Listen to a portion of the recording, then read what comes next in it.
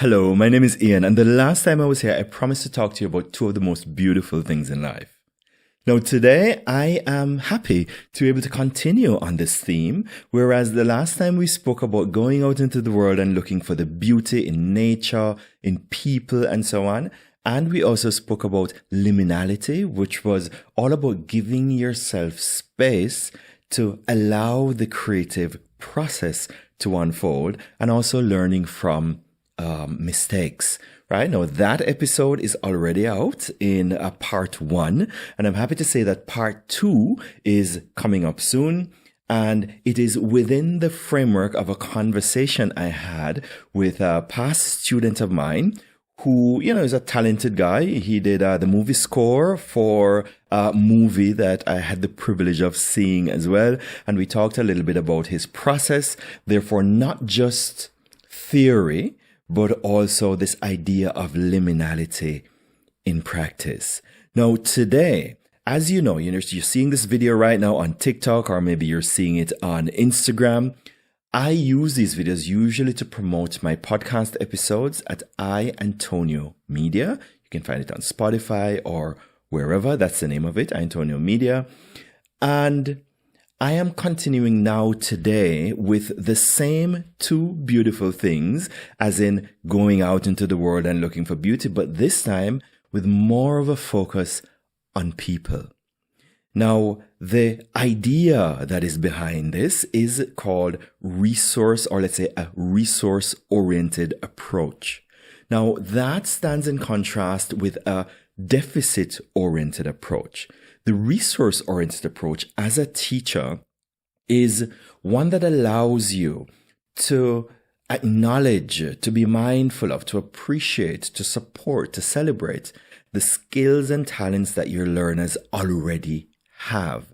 And then you place some energy on the deficits that they have.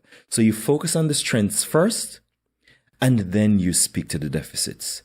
Some people like to focus on the deficits first. And, that's not really my approach because, that can be quite traumatizing.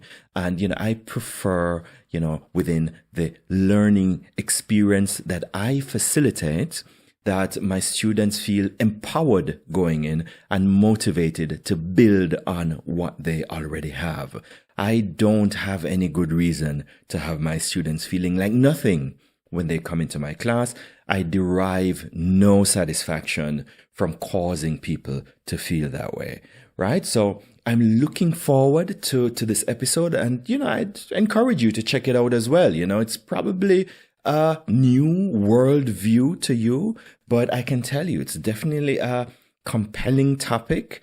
I was actually inspired by this because yesterday I spoke to a young lady in a bar in Schöneberg called Fabelei. And very nice place. I love the aesthetic of it. And, sometimes I go there and I have a glass of red wine or I have a Black Russian. And she spoke to me about her aspirations to become a teacher and some of the challenges that she faced.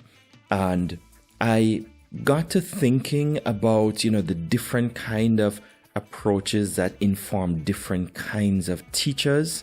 Because, I won't go into the details of it, but she had some concerns. And luckily for me, I could speak of this resource-oriented approach that I take and that has worked for me over the past 18 years. Right, so I'm looking forward to that episode, and I would invite you to check it out. If you're not subscribed yet, just head on over to iantonio.de if you want to go directly to Spotify. Or you can go to iantonio.com. That will take you directly to my website. Now, there's some other episodes that are coming up, which also have to do with conversations with my past students. But don't for 1 minute think that my whole podcast is about talking to, past students. We're getting to about episode 105 or 106 coming up now.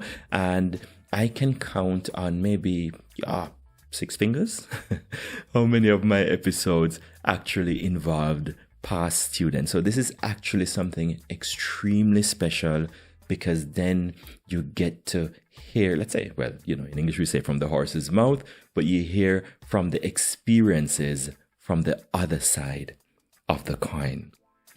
Now, this might be standing out a little bit. I know some of you might be concerned, or maybe your eyes are fixated on it. Well, this is actually a little incident or accident I had recently.